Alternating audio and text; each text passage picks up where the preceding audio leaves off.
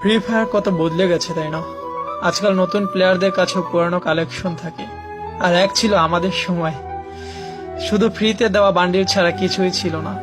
যখন বাকি তিনজন মিলে সাদা অ্যাডাম বান্ডিল পরা প্লেয়ারকে চেতাতে থাকতাম, শালা নিজেরাও অনুভব হতাম, কিন্তু অ্যাডামকে চেতানোর মজাই ছিল আলাদা।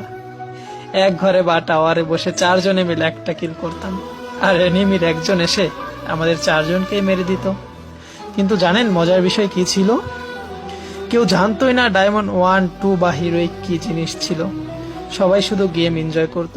তখন রিভাইভ না দিলে কেউ বকা দিত না বা গালি দিত না। ওই সময় যে নক হয়ে যেত সে চিৎকার করে করে বলতো, ভাই তুই পিছনে পালা, সামনে এনিমি, তোকে মেরে দিবে।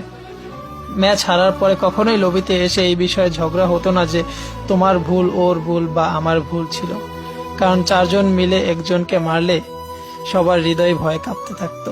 জানেন কেন? কারণ তখন ফ্রি ফায়ার বন্ধুদের জন্য একটা মজা ছিল, গেম না।